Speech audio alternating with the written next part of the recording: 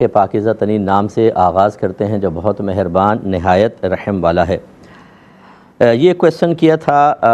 ایک بھائی نے کہ تعویذ کسی عامل صاحب نے دے دیا ہے اور وہ کہتے ہیں کہ اس تعویذ کو پہن کر نہ تو آپ کسی میت والے گھر میں جا سکتے ہیں، نہ جنازے میں شرکت کریں، نہ قبرستان میں جائیں، ورنہ اس کا اثر ختم ہو جائے گا اور جو بیماری یا مسئلہ ہے آپ کا قائم رہے گا۔ کیا حکم شرع ہے؟ بالکل خلاف شرع بات کہی ہے جس نے بھی کہی ہے۔ ایسے عامل سے کہیں کہ بتائیں کہاں لکھا ہے قرآن و حدیث میں، یا آپ ایک نئی شریعت وضع کر لیتے ہیں۔ اپنے پاس سے اس طرح کی قیودات اس لیے لگائی جاتی ہیں تاکہ ایک تو بھاگنے کا موقع مل جائے کہ جب آپ کہیں یار آپ کے تعویذ نے اثر نہیں کیا تو کہتے ہیں تم نے ضرور میری شرائط نہیں مانی ہوں گی اس لیے ایسا ہوا ہے، اور اگر آپ کہیں کہ میں نے ساری شرائط پر عمل کیا ہے تو پھر کہتے ہیں نہیں وہ ایک اور حملہ کر دیا ہے سامنے والے نے، وہ تو دفاع ہو گیا تھا، پھر دوبارہ حملہ کیا، دوبارہ کاٹ کرنی پڑے گی۔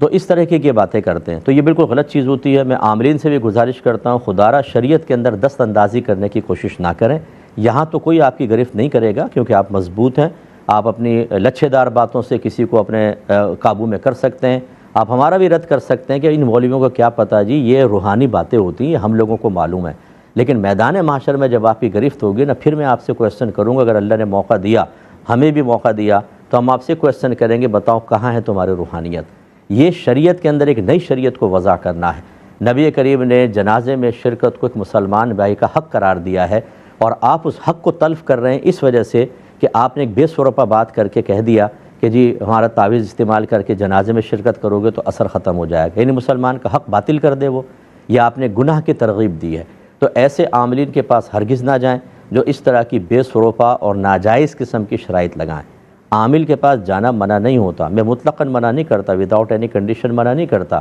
جو نمازی ہیں، پرہیزگار ہیں، ظاہر شرع کے مطابق ہے، داڑھی رکھی ہوئی ہے،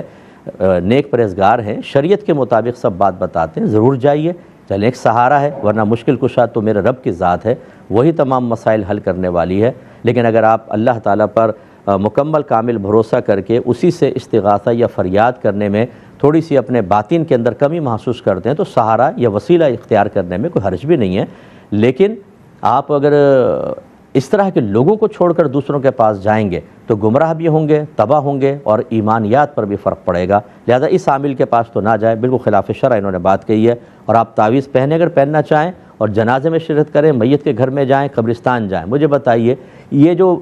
غیبی معاملات ہوتے ہیں نا کہ اگر آپ چلے گئے تو اس کا اثر زائل ہو جائے گا، یہ کوئی ظاہر میں تو نظر نہیں آئے گا کہ نیلا نیلا ماحول ایک دم ہرے میں بدل گیا تو جی اثر ہو گیا، دیکھیں نظر تو آتی نہیں، غیبی امر ہے۔ اور غیب یا تو اللہ جانتا ہے یا اس کے بتائے سے رسول جانتے ہیں، یہ عاملین کو کیا پتہ۔ میں بار بار یہ کہتا ہوں کہ آپ ایسا کوئی عامل کہے نا آپ جاؤ گے تو اثر ختم ہو جائے گا، آپ کہیں یہ تو غیبی معاملہ ہے، اچھا یہ بتاؤ میری جیب میں کیا ہے،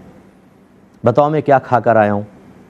بتاؤ میری اس والی پاکٹ کے اندر کون سا رومال ہے، کپڑے والا ہے، تولیہ والا رومال ہے، پوچھ کر دیکھیں، ناراض ہو جائیں گے۔ بھائی جب آپ کو اتنا پتہ ہے کہ غیبی امر کہ اگر تعویذ پہن کے قبرستان چلے گئے تو اثر ختم ہو جائے گا، یہ بھی بتاؤ ذرا، اور اس میں صفر ہو جائیں گے۔ ان کو کچھ نہیں معلوم ہوتا، یہ خواہ تک بندیاں کرتے ہیں اور اس قسم کی باتیں آپ کو نفسیاتی طور پر مروب اور متاثر کرنے کے لیے کرتے ہیں۔ خدا را